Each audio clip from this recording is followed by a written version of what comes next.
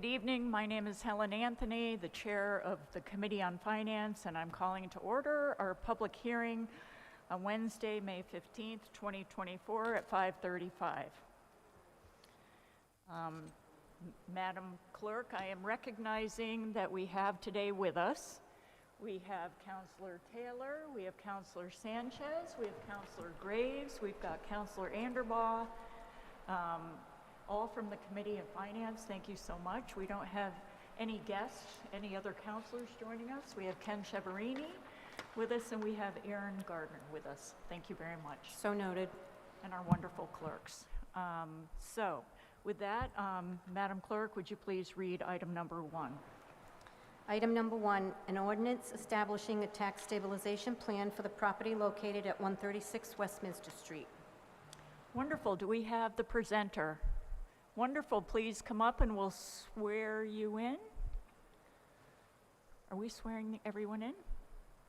No, we're not swearing you in. We're just going to have you state your name and address for the record. Oh, hold on. I don't think you're live. Push the button. Push the button. There we go. There you Eric Edelman, There. 136 Westminster Street, Providence. And we're just going to pass out some You can hand them to the handouts. clerk and they can distribute it. Thank you.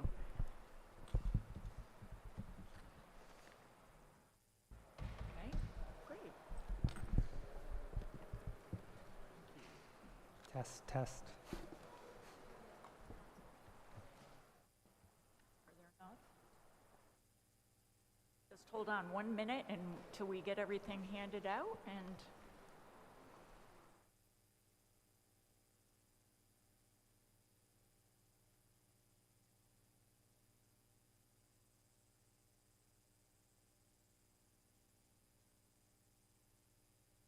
we have an extra? Okay. Oh, thank you. That's all right. I have one, and we're all set. Thank you. Do you need another one? No, I think we're good. Okay. So please go right ahead. Thank you so much. Today, thank you, council members, for hearing me. This is about a tax stabilization agreement for 136 Westminster Street, which is downtown in the financial district. Some of you may know it as the Lauderdale building. It's right next to the arcade and across the street from the Superman building. Building was built in 1894, so it just turned 130 years old this year, and we're proposing to redevelop it into 24 units of large housing above 3 retail units, and I'll get more into detail about that shortly. First off, I don't need to tell you folks, but we all know that Providence has a housing crisis.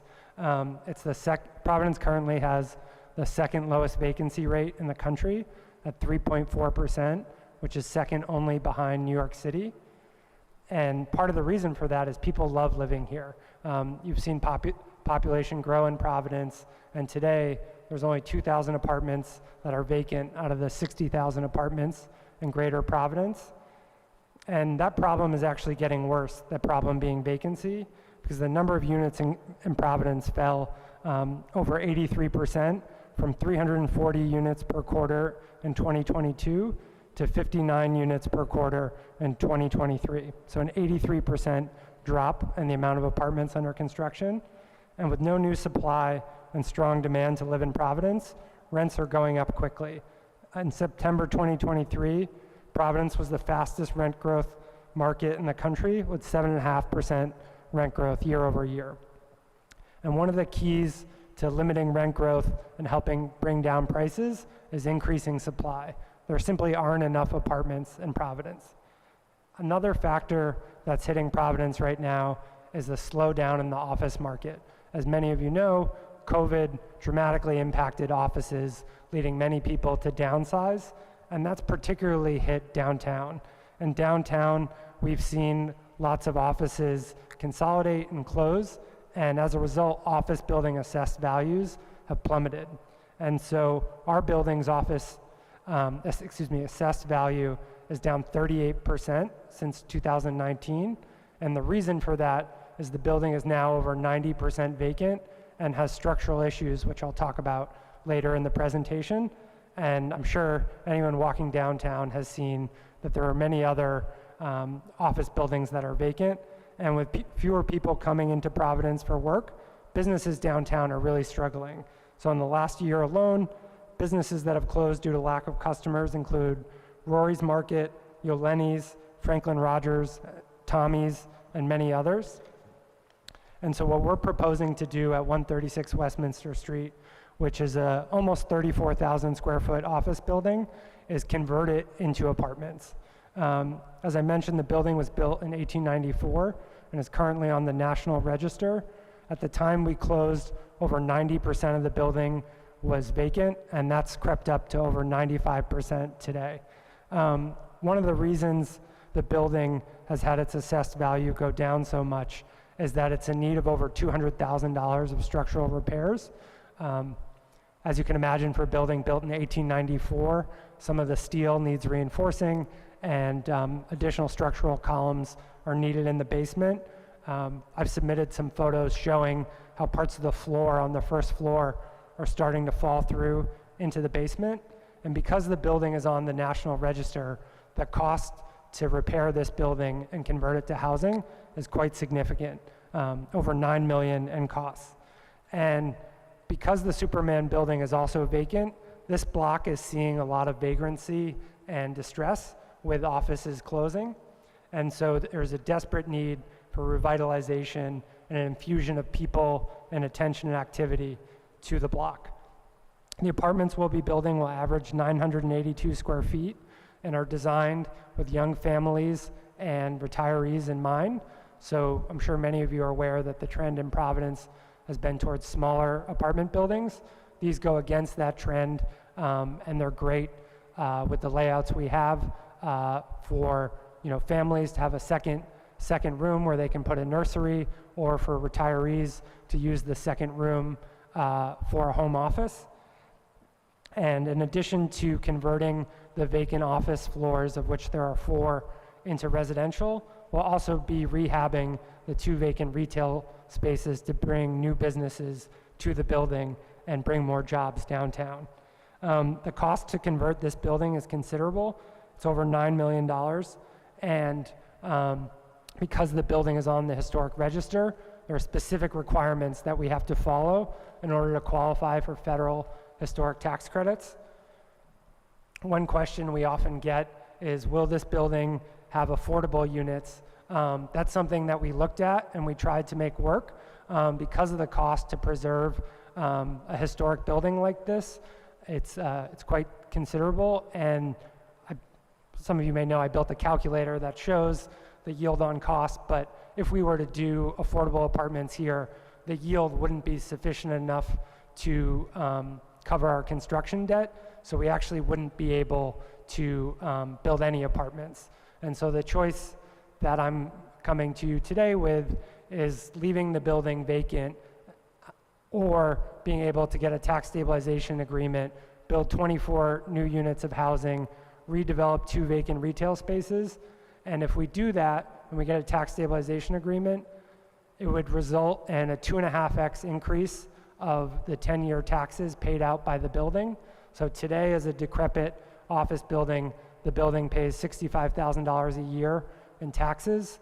That number would likely go down as long as it stays vacant and has these structural issues.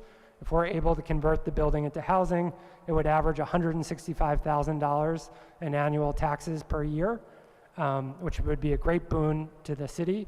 And obviously, we'd also be able to add new supply. Some of you may know that affordable housing costs the state $163,000 a unit. And so in this case, the benefit here is, rather than no housing, 24 new units, and then an additional $93,000 a year in taxes. One thing to note is that our construction lender is only willing to lend on the project if there's a tax stabilization agreement. Given the cost of the structural repairs and the conversion to multifamily, it only makes sense for the bank to lend if there is a TSA in place. And we're eager to get started to preserve this building. The structural risks pose if unaddressed, pose a risk that eventually the building would need to be torn down or become obsolete. And so, we invested in acquiring this building, and we're very eager to preserve it and turn it into housing, and quite frankly scared that, on a timeline that lapses too long, something outside of our control could happen. So if we get a TSA, we could start as soon as July to begin conversion to apartments. And on the final page of this packet that I handed out, you can see a table showing the tax benefit to the city with the tax stabilization agreement. So over 10 years, as a vacant office building, the maximum you would expect the city to collect in taxes is $656,000. With a tax stabilization agreement, the city would collect approximately $1.65 million in taxes over that period, which is a $993,000 increase, not to mention the extra tax dollars from the residents living there and the new businesses that we would bring to the building. So that concludes my presentation. Happy to answer questions, and happy to be available after for additional questions as well. Thank you so much for your time, everyone. Thank you very much for the presentation. I just have a few quick questions that I wanted to ask. Have you started your construction or rehab at this point? No, we have not. Okay. And also, I just wanted to ask, I know there are many requirements if you do receive the TSA, and I just want to make sure if you you will be able to comply with those. Yes. Okay. We certainly have an opportunity to discuss this in the Finance Committee, but if there are any questions yes, Councilwoman Anderbaugh. Yeah, just two quick ones. Thank you, Chair.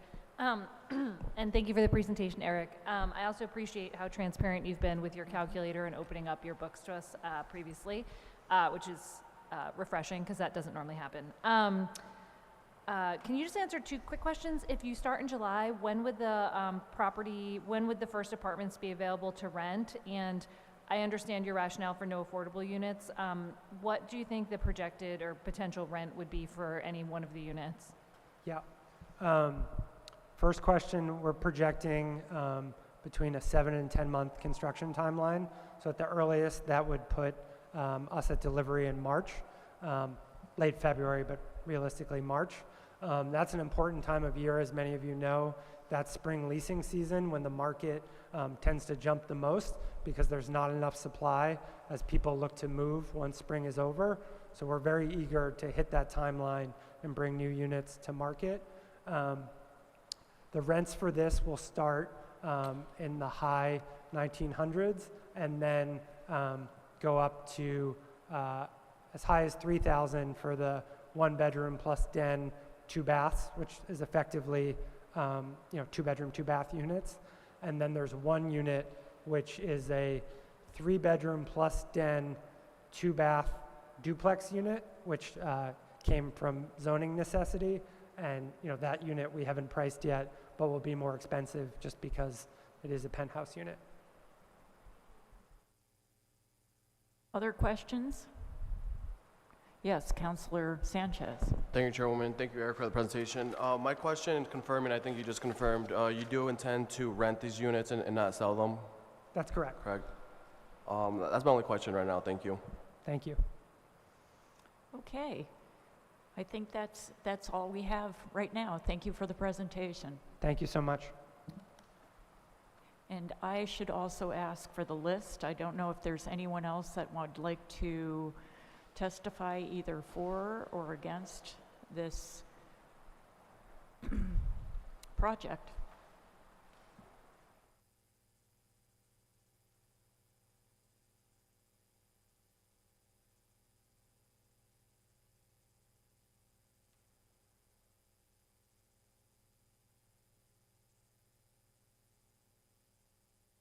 Okay, I have Julissa, is it Arg?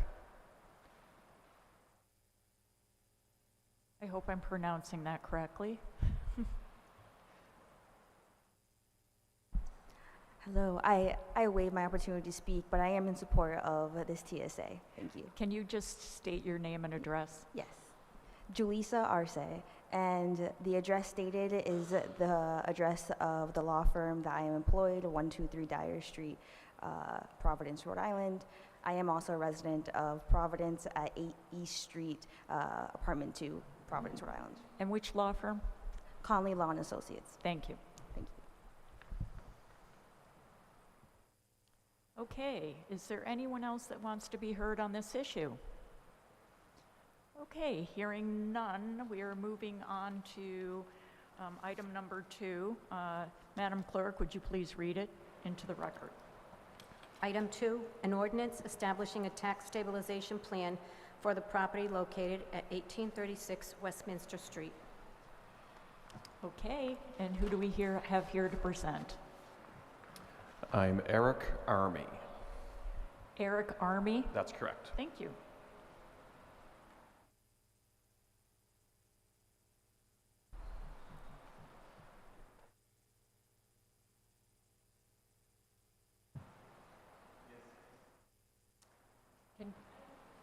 Okay. Can you, I'm sorry, Counselor Graves, can you see this?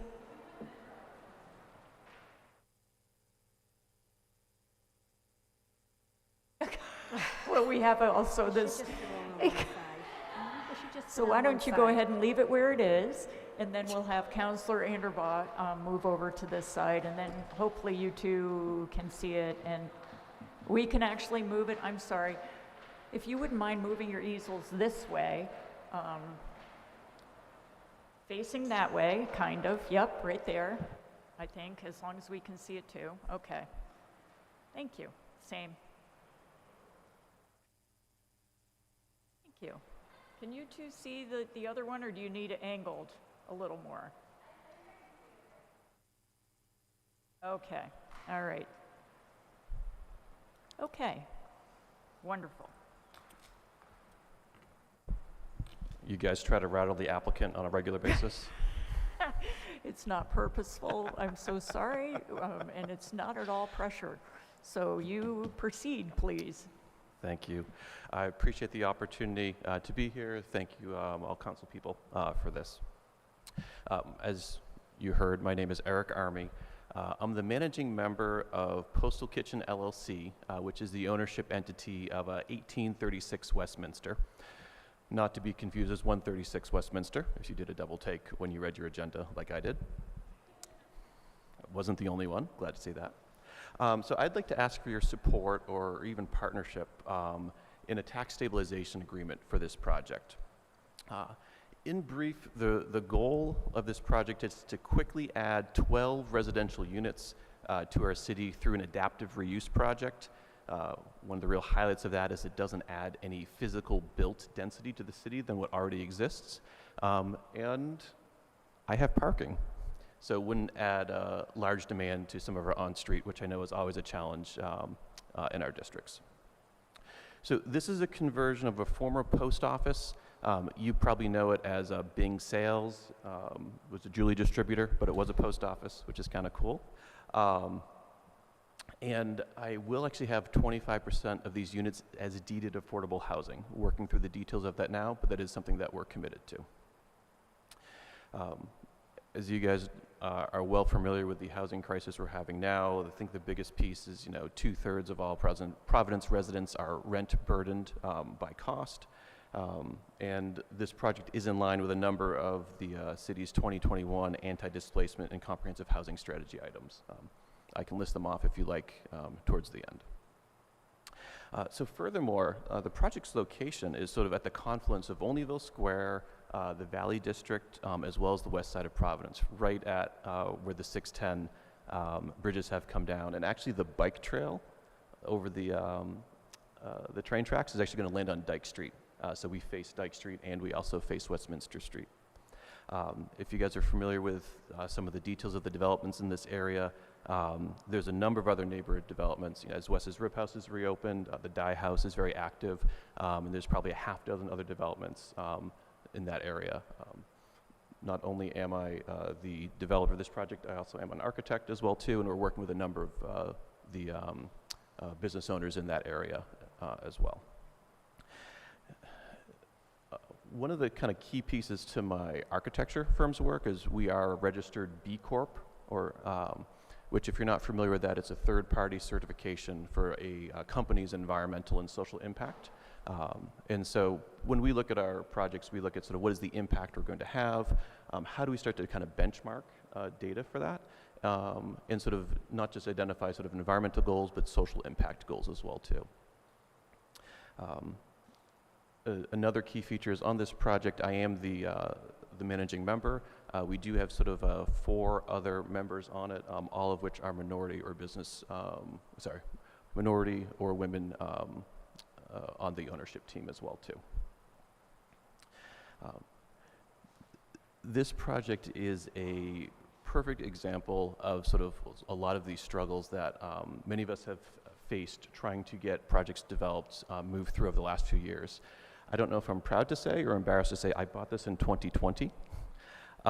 So as you guys have seen, I faced the rising construction costs, which tanked the first approach to the project.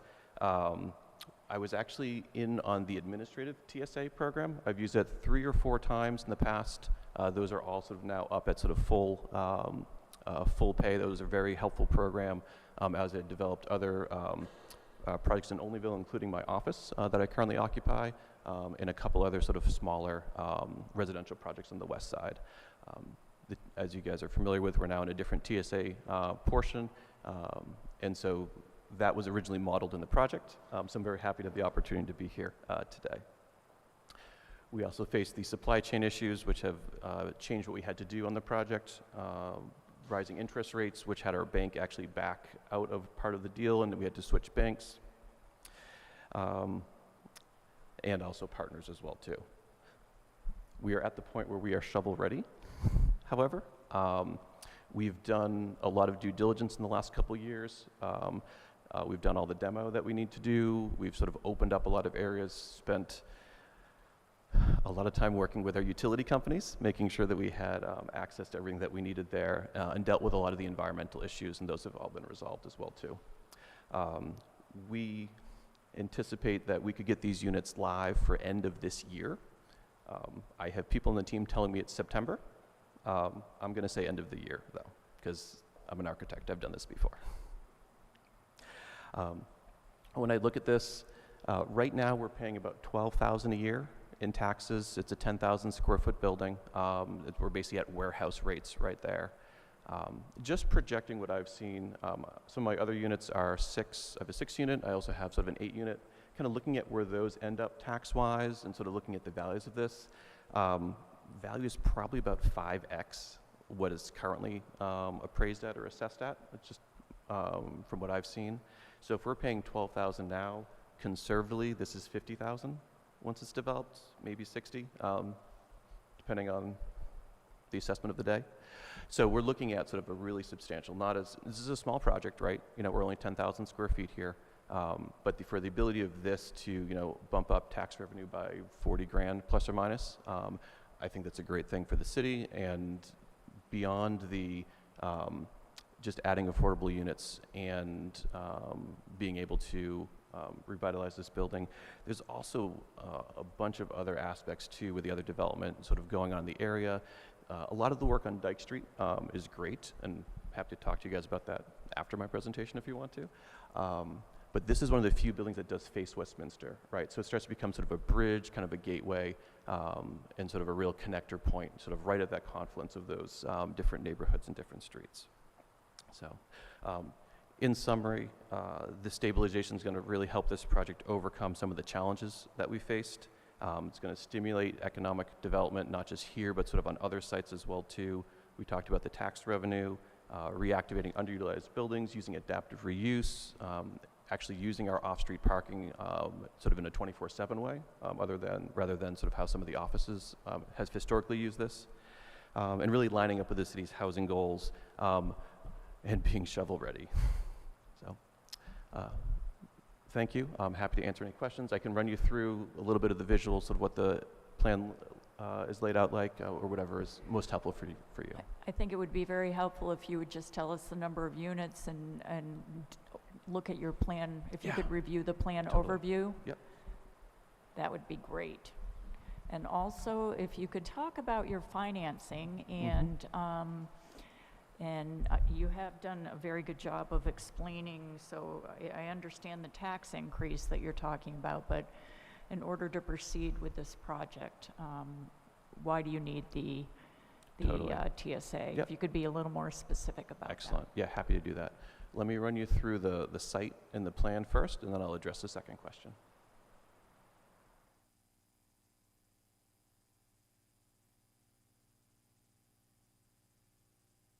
Sorry, is it okay if he can't be heard online, though? That's the problem. Oh, we have a mic. Great. Thank you. Appreciate that. So this building is actually at grade on 2 levels. The top level is on Westminster Street that you can see there. The lower level actually goes back to Dyke Street. So we're actually opening up windows across Service Road right here, and sort of activating a space that sort of hadn't been looked at as sort of occupiable space in the past. That's one of the ways that we're able to bring this from something that's about 6 units to about 12 units or so. So that's my design pitch right there.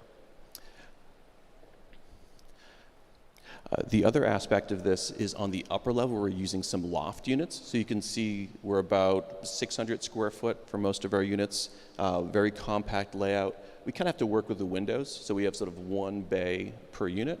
Then we were able to use a loft. We had some nice high ceilings in there, and that sort of gives us the lofted bedroom as well too. We do have sort of a small commercial space in the front. Providence zoning asks on sort of our corridor streets like Westminster, the first 20 feet is dedicated to commercial, which is really important for the mixed use aspects of the community. So we do have that reserved as well.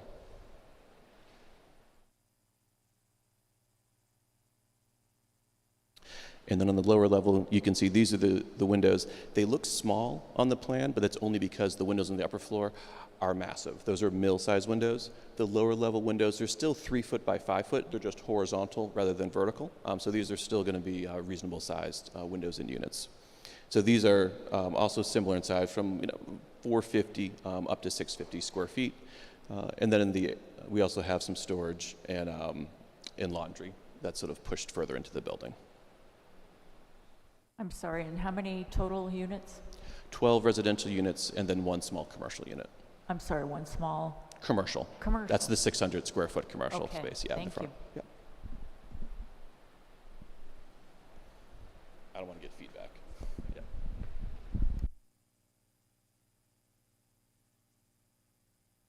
So when we look at the funding for this project, one of the things that we've done when we've modeled this with the bank that we're looking at, they'll use different metrics such as debt coverage ratio or DCR. And so when we are looking at this, especially with trying to work through some of the affordable housing pieces, that's one of the covenants the bank has asked us to. They obviously can't require that, but for us to be able to meet those debt coverage ratio covenants, especially when we are trying to get occupants in for this fiscal year, might not work exactly how I have it planned. I have a good track record of my other projects though.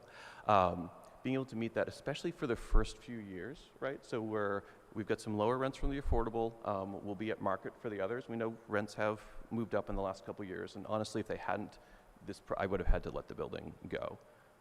So being able to have the first few years that have a little bit lighter on the tax piece, that's gonna make sure that I can meet my DCR covenants, gonna keep the bank in a good spot, and sort of going to build that momentum into this.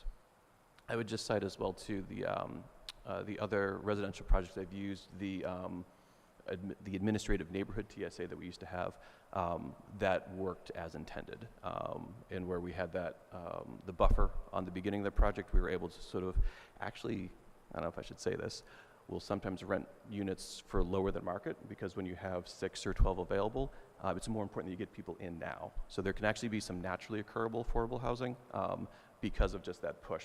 Market absorption is great, but we only have so much capacity, basically. So those 2 pieces let me get it occupied quicker, take a little bit more, be a little bit more aggressive getting my rents down to get it occupied, and then sort of keep the bank in the spot that they're looking for. So that's how I've used it in the past, and those are the advantages it's added.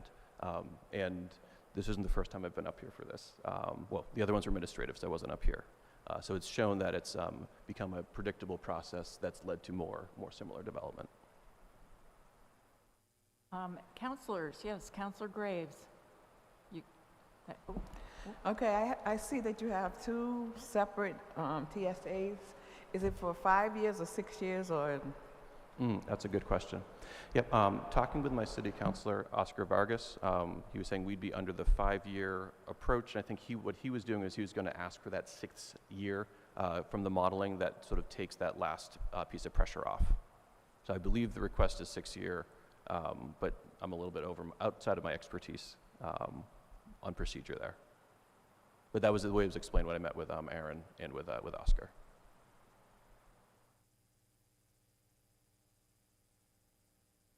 any other questions? Yes, Councilor Sanchez. Thank you, Chairwoman. Thank you, Eric, also for presenting this project. And I just want to show gratitude to you for coming up here and showing us that it is possible to have some affordable units. That's kind of been my biggest concern with TSAs.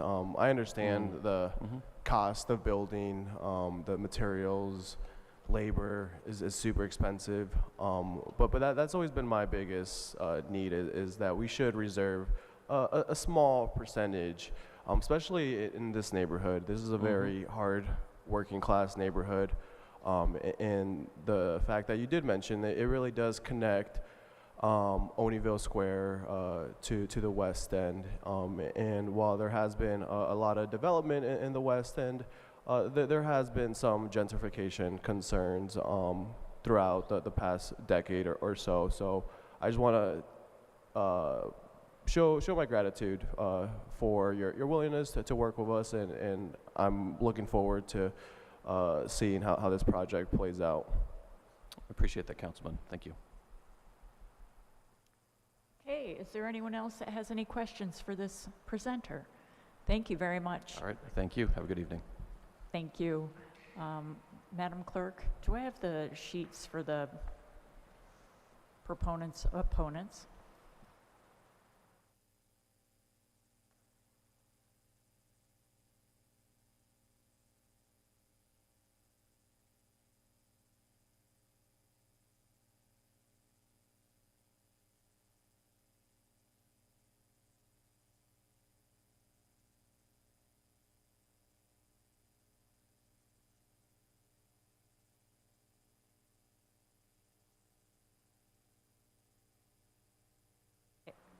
Okay, I think, Eric, I think you signed the wrong. You're not an opponent, you're a proponent.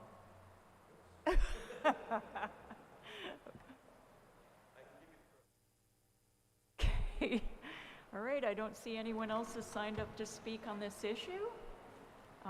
So I will move along, thank you very much, to Madam Clerk, if you would please read item number 3. Item number 3, communication from Mayor Brett P. Smiley dated April 15th, 2024, submitting the tentative agreement by and between the City of Providence and Providence Lodge Number 3, Fraternal Order of Police for the period of July 1, 2023 through June 30th, 2028. Thank you so much. And who do we have here to present on this evening? Oh, okay. Thank you very much. It's been a long time, Chief. In a long time. Thank you, Madam Chair, and thank you, honorable members of the council.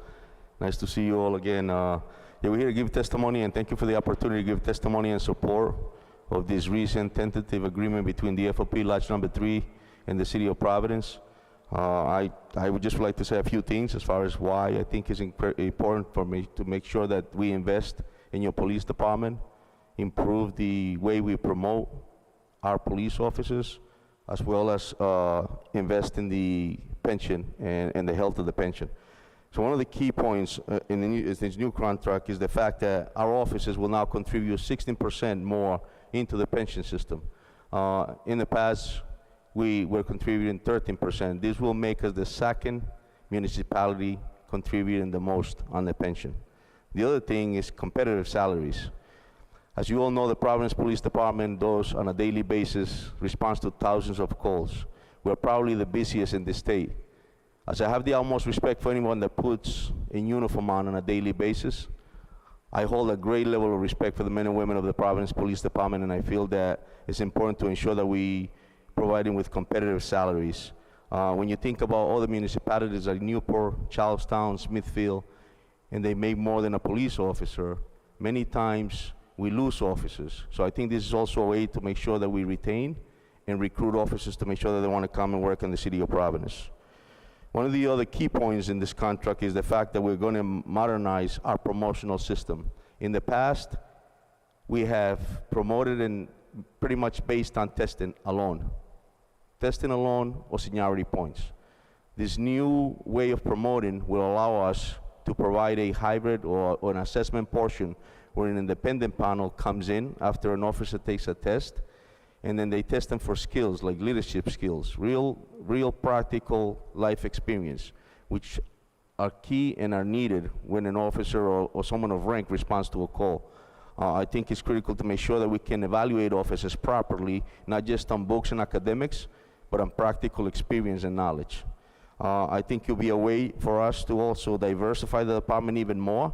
There's been said that many times officers that work for our Providence Police Department, product of the school system in our city, do not have the same study skills as other officers that may come from different school departments in the state. And I think this is a way to ensure that they have a fair opportunity and we're all playing on the same level when we're competing for these promotions.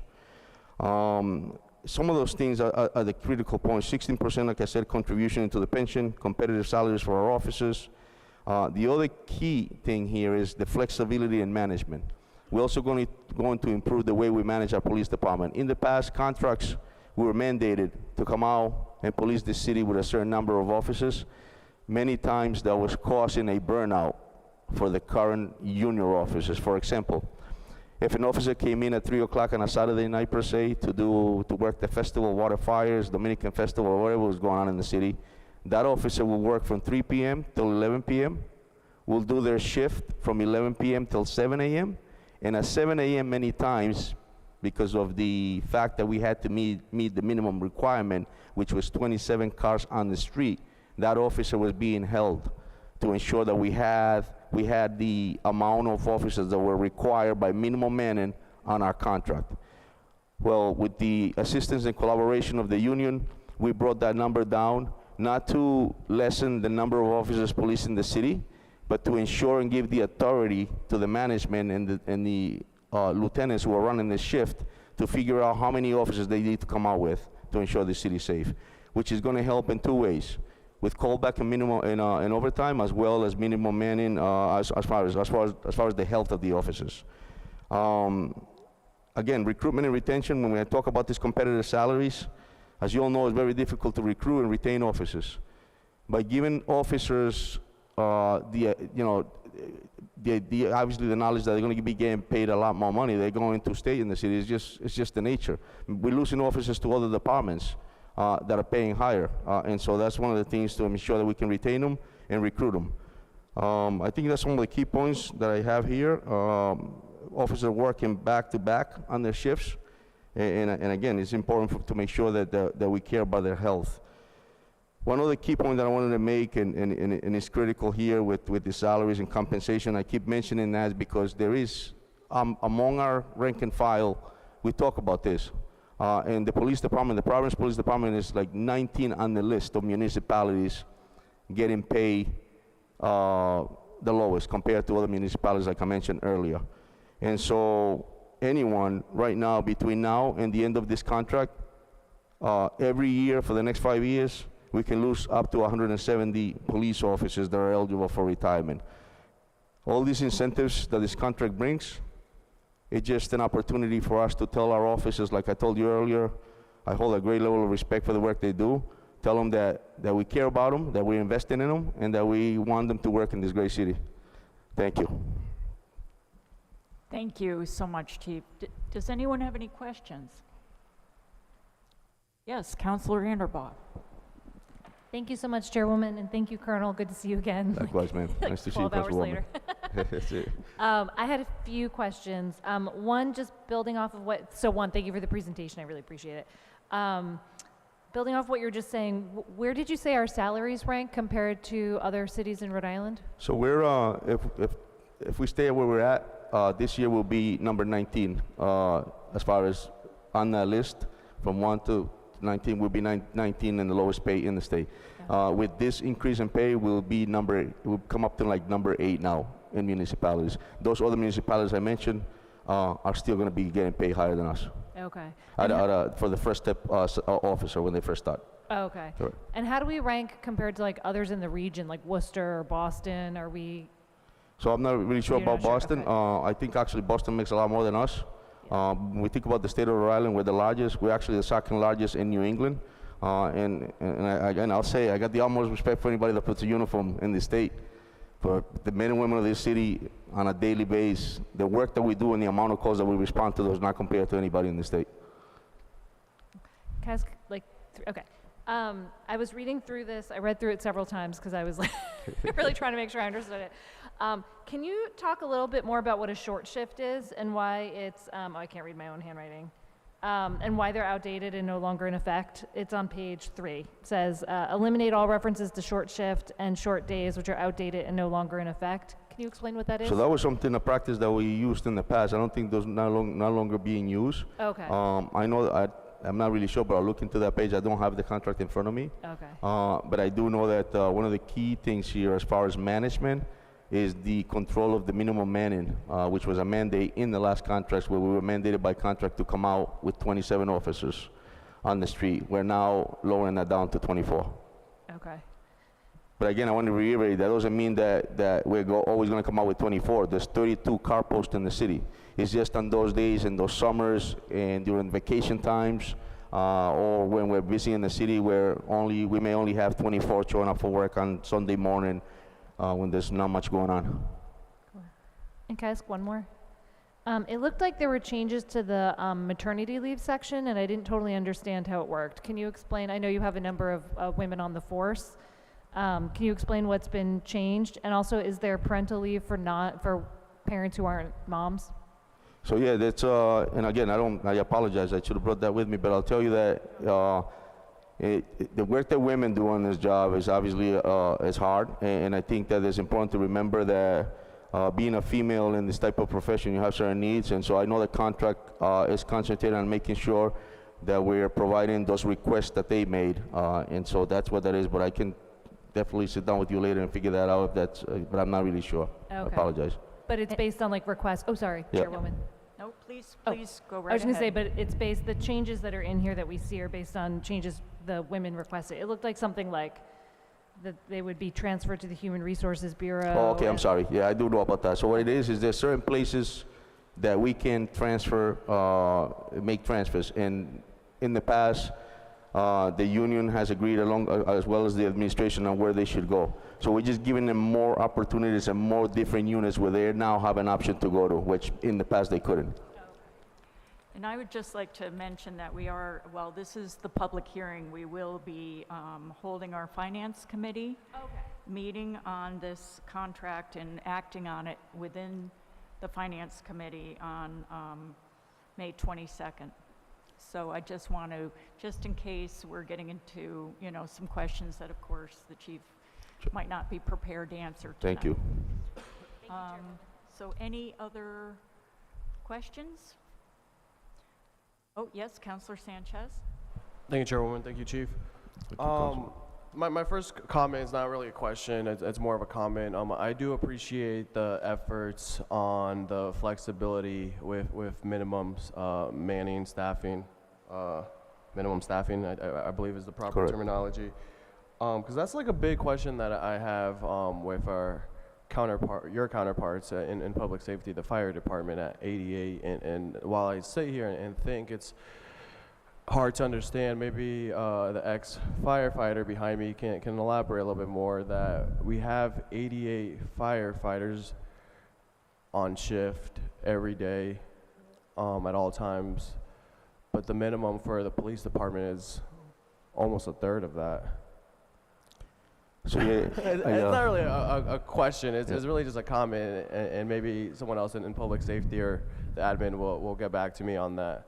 but it's a little confusing, to be honest.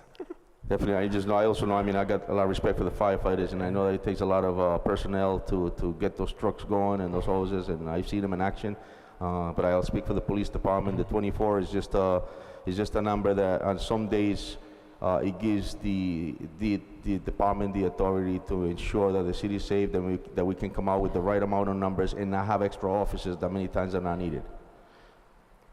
Thank you. And then it would just be more of like a heads up. I have a little bit more questions regarding like the retention bonuses. If you want to answer that in committee, it would be probably appropriate unless you're ready, prepared now. Yeah, no, definitely. Is that, I guess my first question, is that a common practice in FOP contracts in the state? So it's a common practice that has been going on now in many different police departments, not just in Rhode Island, but throughout the country. And the reason is because of the fact that officers, many feel that they're not being compensated properly or competitively like other departments are. And so that's just a way to ensure that we can tell our officers, when you hit 20 years, you're getting a stipend, so you can stay for another 5 years instead of leaving at 20 when you're eligible for retirement. Same thing for 25 years. As I pointed out earlier, this year alone, we have about 140 officers that are eligible for retirement.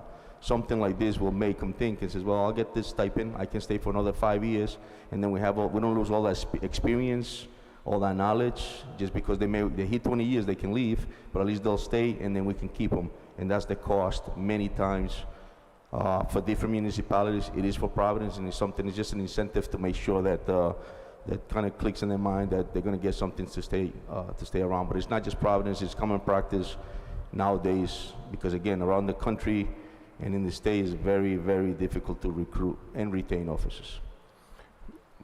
Am I good, Chairwoman? Okay, No, I'm not. I was asking about. Please keep in mind that we are also going to have the chief or whoever is here presenting out answer some specific questions. But go ahead, Councilor Sanchez. Thank you, Chairwoman. Last question. I believe there isn't anything regarding disciplinary in this contract. Is that correct?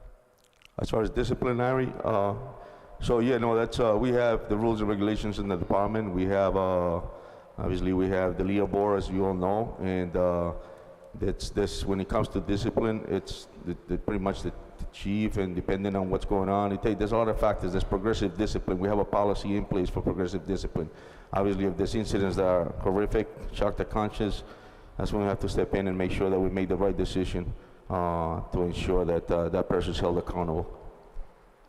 None of that is in this contract, though, There right? isn't, no, sir. Correct. No, Thank you. it wouldn't, yeah. Okay, Councilor Graves. I just want to make a comment. I am very glad to see that you are taking into account that not everybody is really great at taking tests. It might not even have anything to do with their educational level. It's just that they freeze taking a test. So I'm glad that you're looking into alternative ways to get qualified people.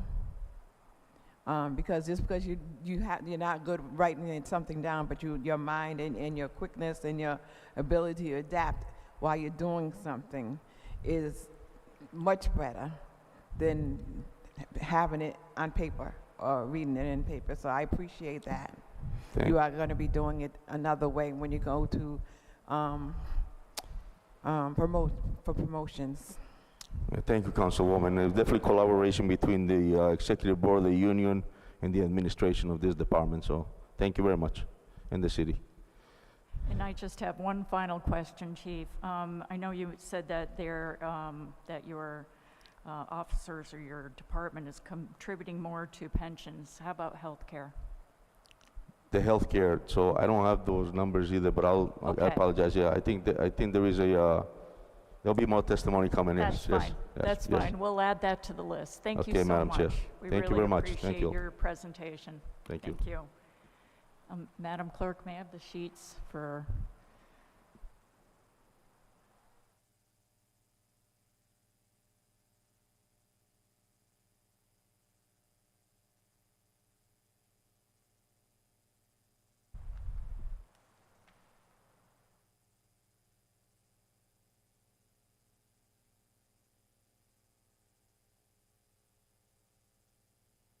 Let me just ask, is there anyone else that wanted to present on this from the city?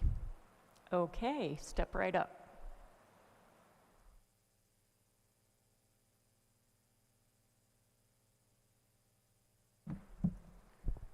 Very nice to see you, Director. If you would just state your name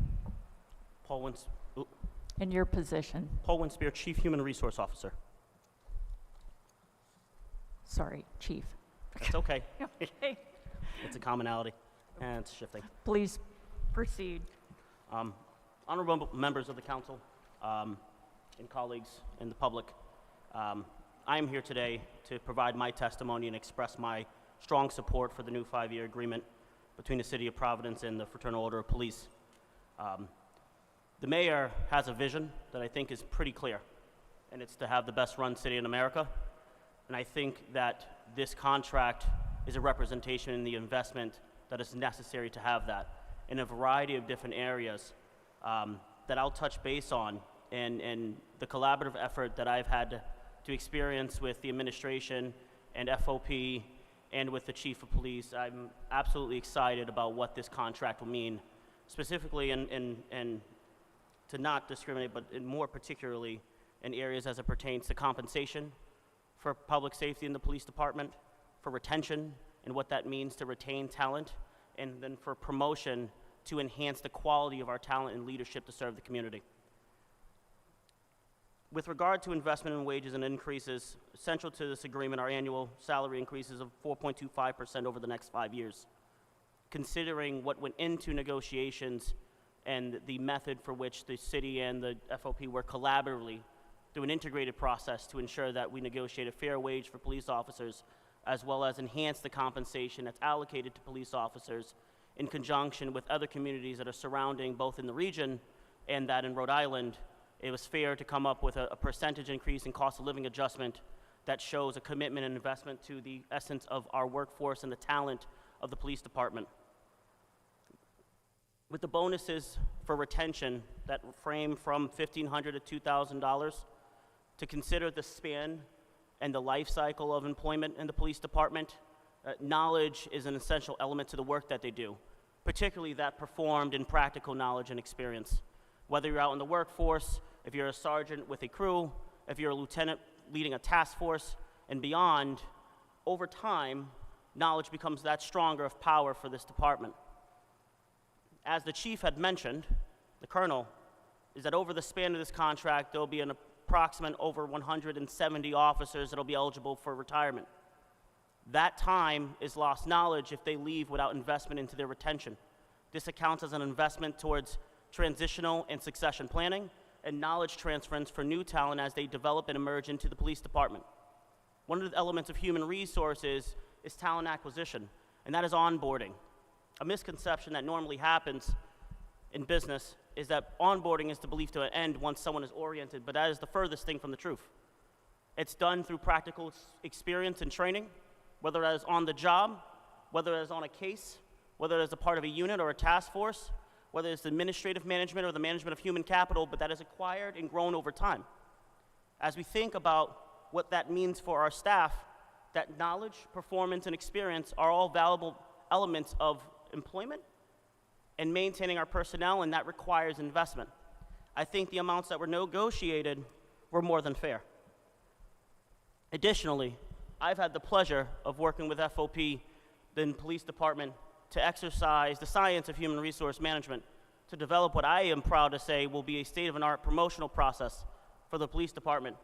And while there are elements of it that certainly drive from current and contemporary promotional practices, the design and how this promotional process is executed and will be, is certainly that would be a state-of-the-art and example to the state of Rhode Island. In conclusion, this tentative agreement is a comprehensive package that thoughtfully addresses compensation, benefits, retirement security, and career advancement. It reflects our commitment to not only maintain but enhance the quality and the effectiveness of our police services, including that in the transition of our leadership, to not just have anyone in a position of leadership, but to have the absolute best talent in the position of leadership, to set the example for the police department and that of the city of Providence and the state of Rhode Island, and with respect to the mayor's vision as the best run city in America. As we look forward to the future, these measures will undoubtedly aid and our ongoing efforts to ensure the safety and security of Providence residents. And as Chief Human Resource Officer, I'm here to support that today. I welcome any questions you may have. Do I have any questions? I just have one. Would you be able to answer if there is an increase in contributions to healthcare? There is. Okay. Do you know the percentage by any I chance? don't offhand, but I will have that documentation for you for further review. I appreciate it, and thank you so much for your testimony. Thank you. All right. Okay, and now I think I only have Michael Amande. Thank you so much for coming. Good evening. Thank you for having me here today and allowing me to briefly touch on the CBA. The FOP and the city have worked hard over the last year. We spent countless hours and days before coming to an agreement on the contract. No one came away as a clear winner in these negotiations. The city and the FOP both recognize the importance of public safety as well as being fiscally responsible for the city. There were many disagreements along the way. Sorry, we didn't even... I'm sure. We didn't... Sure.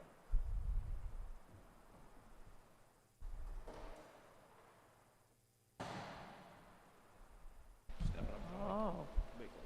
You've got the big mic today. I got the big mic today. But hold it up so we can hear every word you have to say. Perfect. Can you hear me? I can. Okay. Yeah, I'll start. The city and the FOP both recognize the importance of public safety as well as being fiscally responsible for the city. There were many disagreements along the way. However, we worked not against each other, but more so with each other to reach what we collectively believed was in the best interest of both the city and our FOP members. Our police officers are tasked every day to deal with 80% of the reported violent crime in the state. We have the highest call volumes. We have the highest arrest rates in the state. However, we linger in the middle of the pack of the 39 municipalities in salary. This contract will bring us up to a more reflective and competitive wage for the work that we do within the state. What does this mean for the city and our police officers? Well, for starters, it helps to retain the officers we have now. It should help us to recruit the most qualified candidates throughout the state and region. And why is this important? Just to give you some hard numbers, since I got hired, the chief was hired, and the commander back there, we're all out of the same process, 3 different academies. We had over 3,000 applicants back then for those positions, okay? What we have now is 386 with a longer period of application. We've lost 85% in recruiting throughout the years. So it's getting harder to recruit police officers. It's not the profession it once was. Not many people seeking it out anymore. Out of those candidates, out of the 386 that were applying, 53 made it through the process. 7 of them were alternates. The academy right now, even though we started with 46, with 7 alternates, is down to 34. So we've already lost a substantial amount of people from this next academy. So these are the reasons why, and I know the councilman brought up about the retention bonuses and whatnot. This is part of the reason for those retention bonuses. We need to keep the bodies we have because we're losing them at a faster pace than we're replacing them. So this is going to help us to be competitive with all the other cities around us. You have cities like Newport, East Providence, New Bedford that are offering signing bonuses, let alone retention bonuses. And I'm not saying they have retention bonuses, but this is what they're doing to recruit people. I've seen signing bonuses throughout the country to go as high as 75,000 signing bonuses in Alameda, California. They put those signing bonuses in place. Their police department is now fully staffed. People are going to go where they feel it's going to best suit them. And if someone's offering something better, that's where they're going to go. So we have to try, and we did try, to make us somewhat attractive around the state in being competitive with wages and benefits. So with that said, it will aid us in bringing more diversity into the city as well, because people will come in from other areas of diversity, and they'll come in and they'll start filling our ranks, which we wanted to do in the city anyway. This is what we've always been striving to do. The department does a great job of doing it. This will help that. The new promotional process is in line with those that are more universally accepted throughout the country, with transparency and overall fairness to all. This is important when promoting our future leaders of the department. You know, we're trying to become more diverse in our leadership, and this, I believe, will help that, accomplish that. The FOP agreed to raise our contributions in the pension system. It's the second highest in the state next to Warwick. This will help lower the ARC for the city, saving money there. Added healthcare contributions as well as lowering minimum manning levels. And I know the councilman brought up, a councilwoman brought up, what the cost of that, lowering that number would be, what's associated with it. So we did a study of a patrolman in a 24-hour period, which we were holding patrolmen on each shift last year. So we're filling it 24 hours a day. Each singular patrolman, if you projected that cost out for the full year, is roughly about $400,000 per person. And we were filling, and this 3-person reduction is where that number is probably coming from. So, these concessions will help to bring savings to the city and add more fiscal stability to the city as well. During my history as the FOP president, which is 7 years, we've worked through some of the toughest times in the history of policing, through the defund police movements, through the riots, through the George Floyd things, pandemic, the whole 9 yards. We've done it all. And I got to say, this is the first time that the FOP, in my leadership role, that I've witnessed a mayor in Providence supporting the police department and one who truly appreciates what we do in the city. And I've been on this executive board. I've served 2 different terms. So I've served 7 years as the president. I served 8 years as the recording secretary, grievance officer, and financial secretary. So I've been here since Mayor Cicilline, and I've been through several mayors. This is the first one that showed support to us. And it resonates through the membership. It does, because they feel that support, and they feel the support that we've been getting from the public lately and from the city council. And that brings, that takes away the artificial stresses of being able to do our job. Having that support is instrumental to us. It's important. So with that, like I said, I've witnessed the mayor supporting the police department and generally appreciates it for the police officers. It's not easy working under a microscope, which we do every day. We work under a microscope. Every action we take in a split-second decision, people get to decide over weeks, hours, months to decide whether that action was correct or not. We don't have that luxury. So these are part of the artificial stresses we're talking about. So with that, I just want to say I appreciate being able to speak here tonight on behalf of this contract and my membership. And I want to thank the City Council, and we hope to have your support and the support of, obviously, the mayor going forward. Thank you. Thank you so much. Does anyone have any questions? Thank you so much. We appreciate it. Oh, I'm so sorry, Pro Tem. First of all, I'd like to recognize that you're here, which I didn't know. And second, please proceed with your Appreciate it, question. Madam Chair.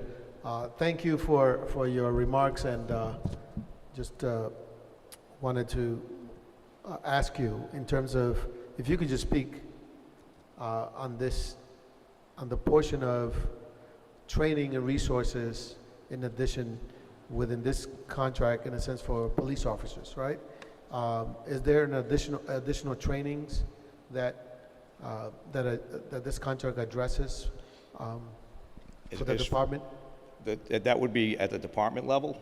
They will put forth certain trainings. Every so often they put them out for officers that have to go through, whether it be diversity training, whether it's defensive tactics or whatever training it is. But they put out periodically trainings that we have to go to, that we're required to go to. Does this contract add more to it? Not within the contract, no. But that would be something that the department would be doing through grants and whatnot. That would bring in that more training that we should get. Okay. And it continues or adds to the educational support that police officers would get in order to move up the ranks and meet the qualifications for higher promotions? Okay, so as far as the promotional process is concerned, it makes it more, it's actually going to be more competitive. It's more transparent. And we've had put pieces in place that are going to promote not just the person who is a good test taker, but someone who is who can act on his feet or her feet and be able to make the right decisions on the street.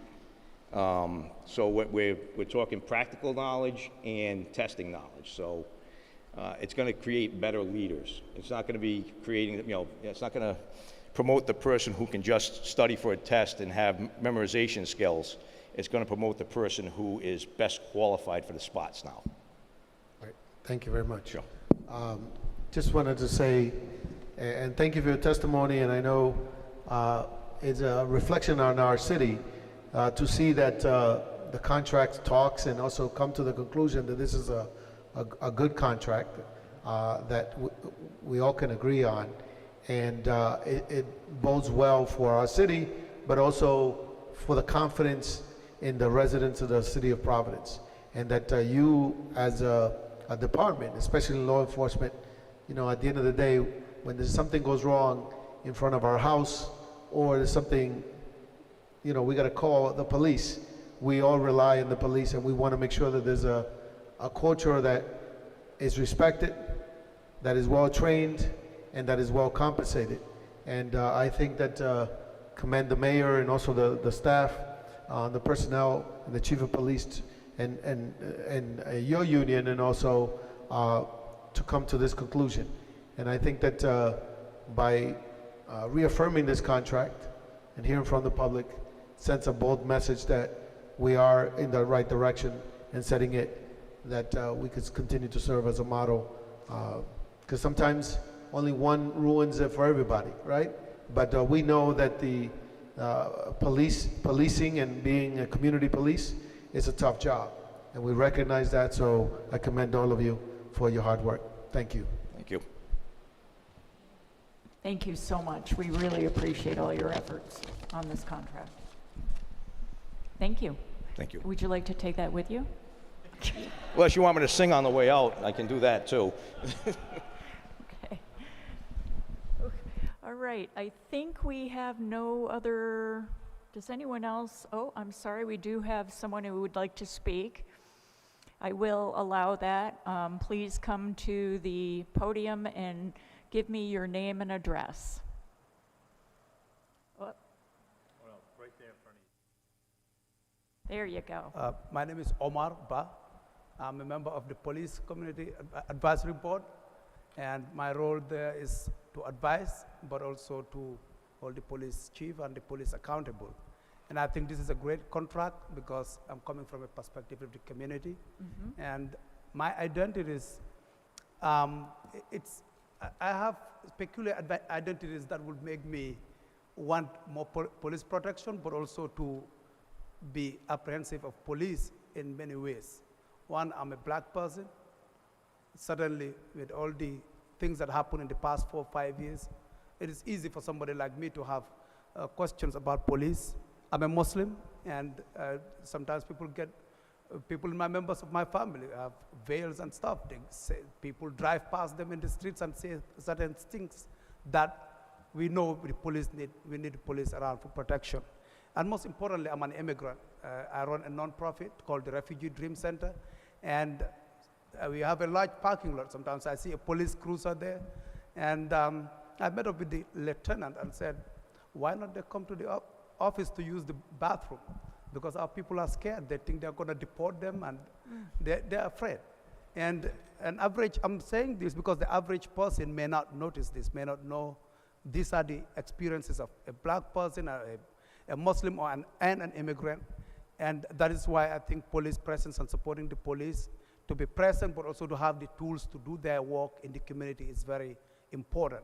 One of the things that caught my attention is the ability to increase their salaries, because, I mean, if we don't have consistent employees in the police department and they're going to other departments, we are not going to be having people. Actually, we want people who live in the city to work here.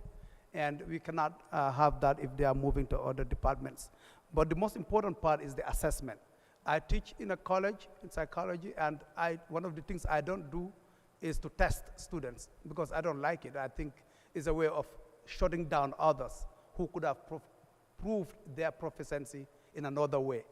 And I think this evaluation, in addition to as an addition of way to promote people, is important because people of color, people like me, who may be struggling maybe in other ways, could be able to then express themselves in other ways practically to get that promotion. And currently that is not the case.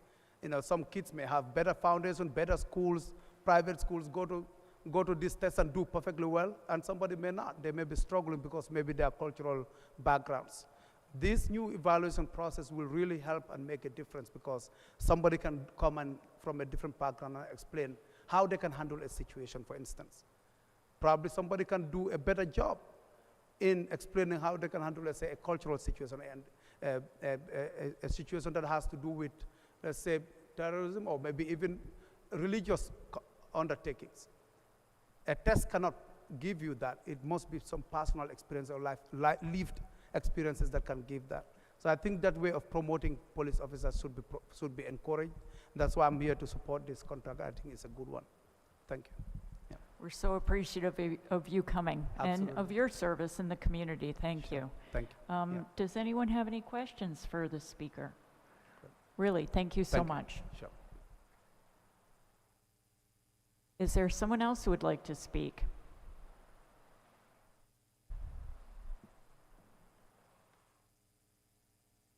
Good evening. Thank you, Madam Chair. My name is Maurice Akinfolari. I'm the Executive Director of OASIS International, and I serve on the advisory board of the police department.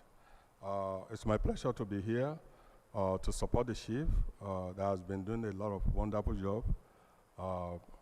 This chief has been doing a lot of paradigm shift in the police department, and that caught my attention while serving on the advisory board.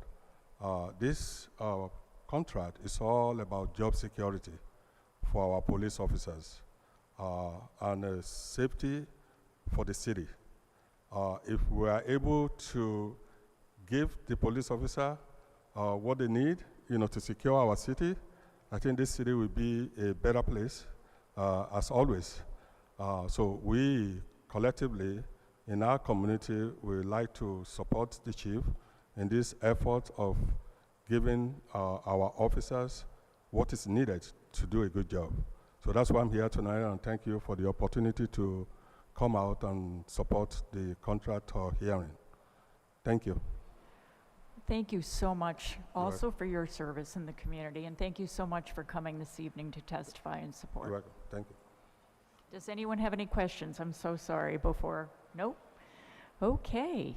With that, I think we have heard from everyone. Sorry, Councilor Gonzalez.